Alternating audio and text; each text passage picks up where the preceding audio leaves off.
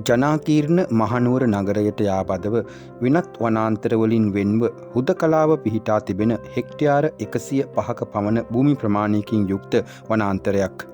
උඩවත්තකැලේ රාජකීය වන උද්‍යානය වන සංරක්ෂණ දෙපාර්තමේන්තුව යටතේ පාලනය වන තෙත් කලාපීය වනාන්තර ලක්ෂණවලින් යුක්ත ජෛව විවිධත්වයෙන් වගේම ස්වභාව සෞන්දර්යයෙන් පිරුණු වන උද්‍යානයක්. ශ්‍රී දළදා මාලිගාවට උතුරු දෙසින් පිහිටි මේ උද්‍යානයට ඇතුල් විය හැකි ඩී.එස්. සේනානායක වීදියේ ත්‍රිත්ව විද්‍යාලය අසලින් ඇති ශ්‍රී දළදා තපෝ වනමාර්ගයෙන්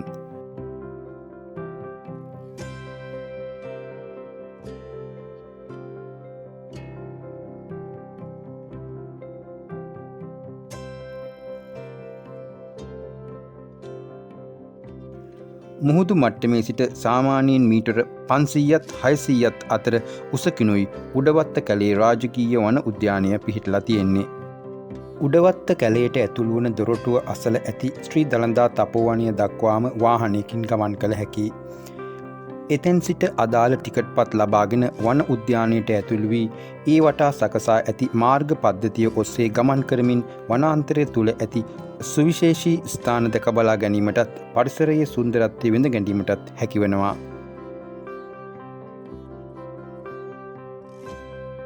රාජකීය පොකුණ යෝධ පුස්වැල උසම ස්ථානීය වන කොඩිමලේ කන්ද මෛත්‍රීලින චිත්ත විශුද්ධිලින සේනානායක ආරණ්‍ය නාවනය නැරඹුම් ස්ථානය වන සංරක්ෂණ දෙපාර්තමේන්තුවේ තොරතුරු මධ්‍යස්ථානය ආදිය මෙහිදී නැරඹිය හැකි විශේෂ තැන් හැටියට සඳහන් කළ හැකි. මාර්ග දෙපස ගිමන්හල් වගේම ආසන ආදියත් සකස් කර තිබෙනවා විවේකීව කාලය ගත කළ හැකි ආකාරයට.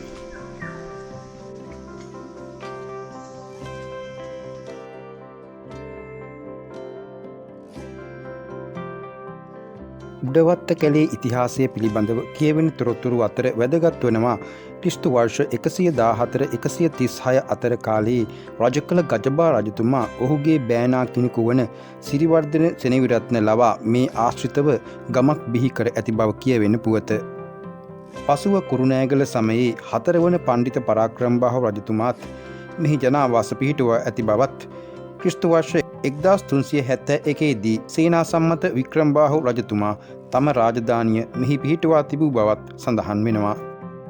මේ වනයේදී රජුට හමු වූ සෙන්කණ්ඩ නම් බමුණාට ගෞරවයක් වශයෙන් ඔහු විසූ ගල්ලෙන සෙන්කණ්ඩ ලෙන නමින් නම් කළ බවත් සෙන්කඩගල යන නම ලැබුණේ මේ හේතුව නිසා බවත් කියවෙනවා. ඒ සම්බන්ධව මේ වගේ කතාවක් පවතිනවා.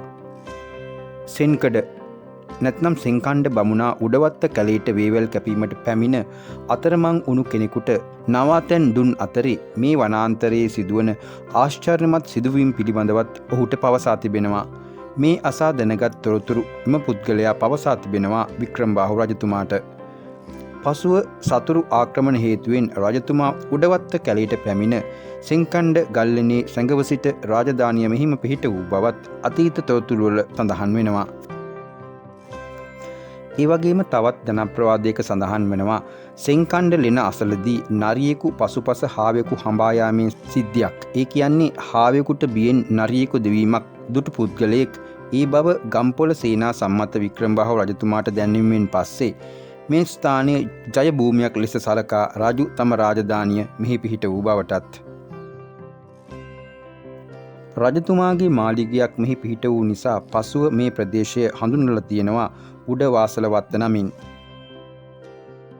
රජතුමා රජ බිසව ඇතුළු රජපෞලේ අයට දිය පොකුණුවල දිය නෑමටත් සුන්දරත්වය නැරඹීමටත් පමණක් මේ ප්‍රදේශය වෙන් වූ නිසා ජනතාවට තහනම් ප්‍රදේශයක් බවට පත් වී තිබෙනවා. ඒ නිසාම තහනම් කැලය තහංචි කැලය නමිනුත් හඳුන්වලා තියෙනවා. උඩවාසල වත්ත තමයි පස්සේ උඩවත්ත කැලේ නමින් හඳුන්වලා තියෙන්නේ. මහනුවර රාජධානියේ පාලනය ගෙන ගිය සෑම රජ කෙනෙකුම වාගේ මේ වනපියස තම මාලිගයට අයත් භූමියක් ලෙස සලකා කටයුතු කළ බවයි කියවෙන්නේ. මේ රාජකීය වන උයනක් බවට පත්වෙන්නේ ඒ ආකාරයෙන්.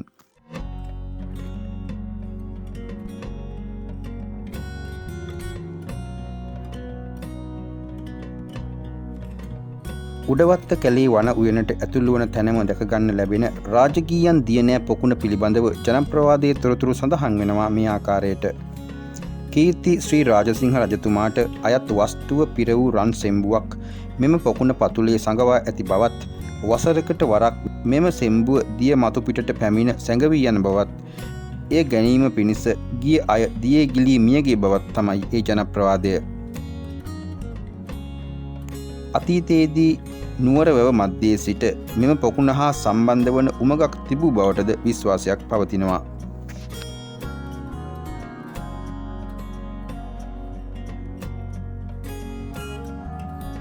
උඩවත්තකලේ වනාන්තරය තුළ දැකගන්න ලැබෙන චිත්ත විශුද්ධි ලෙන මෛත්‍රී ලෙන ආදී ගල්ලෙන් කලින් කලට භාවනානුයෝගී භික්ෂූන් වහන්සේලා වාසය කළ තැන් හැටියට වැදගත් වෙනවා.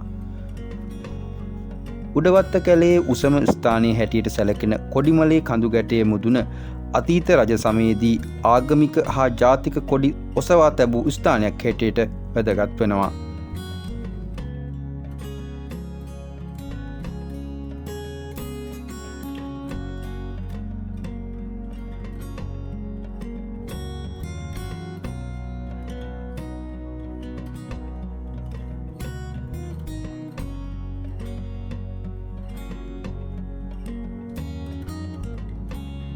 ඉංග්‍රීසි පාලන සමයේ මුල් කාලයේදී හමුදා ආරක්ෂක බලකොටුවේ කටයුතු වෙනුවෙන් යොදා ගැනුණු බව කියවෙනවා උඩවත්තකැලය.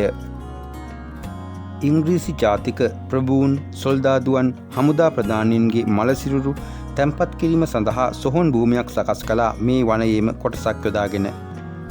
දළදා මාලිගාවට නුදුරින් අදත් දැකගන්න ලැබෙන මෙය ගැරිසන් සුසාන භූමිය නමින් හැඳින්වෙනවා. පස්සේ කාලේ වනාන්තරයේ ක්ෂය වීමත් සමග මහනුවර නගරයේත් පාරිසරික තත්ත්වය වෙනස් වී තිබෙනවා. ඉන් පස්සේ විවිධ ශාක යොදා ගනිමින් නැවත වන වගාව සිදු කර මේ රක්ෂිත වනාන්තරයක් බවටත් පසුව අභය භූමියක් බවටත් ප්‍රකාශයට පත් කර තිබෙනවා.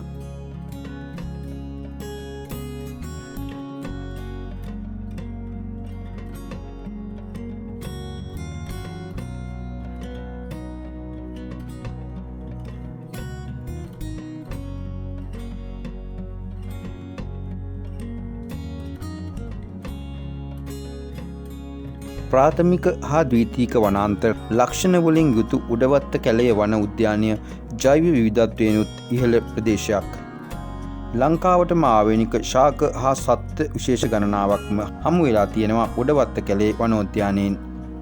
ශාක විශේෂ 400කට වැඩි සංඛ්‍යාවකුත්, පක්ෂි විශේෂ 79ක් පමණත්, සමනල විශේෂ 75ක් පමණ ඇතුළුව ශීරපායි, කටුසු, කෘමි, උභයජීවී හා සර්ප විශේෂ රාශියක් ජීවත් වන බව සොයාගෙන තියෙනවා මේ වනාන්තරය තුළ.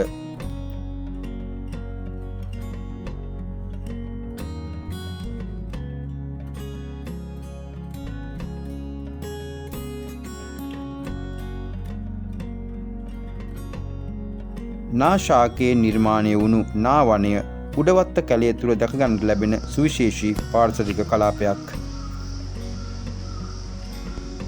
කොස්, අංකෙන්ද, මදටිය, වනසපු, ඇටඹ, කිතුල්, වල්දෙල්, කුරුඳු, ඇද්දෙමට, බදුල්ල, පිහිඹිය ඇතුළු ශාක විශේෂ 100 ගණනක් අතරේ වනය පුරාම බොහෝ තැන්වල දැකගත හැකි ශාකයක් තමයි මාවේවැල්. ඒ වගේම වනය පුරා පැතිරුණු වසර 100 ගණනක් පැරණි යෝධ පුස්වැල්. රත්නරල් කොට්ටෝරුවා, ලංකා ගිරාමලිත්තා, අලුකොබෙයියා, මයිනා, ලංකා අලුගිරවා, ලංකා සැලලිහිනියා, ඇටිකුකුලා, ලංකා අඳුරු ඩිල් මැසිමාරා, වල් අවිච්චයා වැනි පක්ෂීන් පමණක් නොවෙයි, සර්ප උකුස්සා, කුරුළු ගොයා වැනි කුරුළු විශේෂයන් ඇතුළු තවත් කුරුළු විශේෂ රාශියක් මෙහිදී හමු වී තිබෙනවා.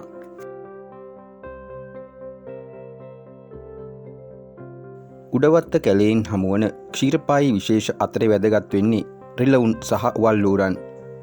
ඉත්තෑවා, මීමින්නා, ඕල්මුවා, හාවා, ලේනා, කබල්ලෑවා වැනි ක්ෂීරපායින් වගේම දුර්ලභ උණහපුළුවන්ද හඳුන් දිවියාද මෙහිදී හඳුනාගෙන තියෙනවා.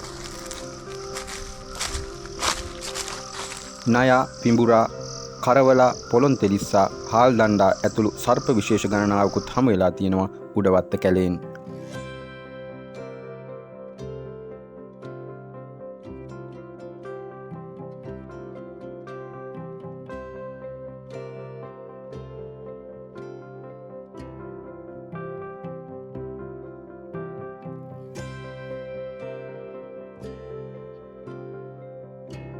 උඩවත්ත කැලය කියන්නේ ඓතිහාසික පාරිසරික වශයෙන් වගේම ආගමික සංස්කෘතික හා පුරා විද්‍යාත්මක වශයෙන්ුත් විද්‍යාත්මක සහ අධ්‍යාපනික වශයෙන්ුත් පැතිකඩ ගණනාවක වටිනාකම් සහිත විශේෂිත පරිසර පද්ධතියක්. මහා වනස්පතීන්ගේ සිට කුඩා පඳුරු දක්වා විවිධ ශාක ස්තර දැකගන්න ලැබෙන මේ වනය මහනුවර නගරයේ හදවත හැටියටත් සැලකෙන්නේ එහි පාරිසරික ක්‍රියාවලියත් ලබා දෙන පිරිසිදු වායු ධාරාවන් නිසාමයි.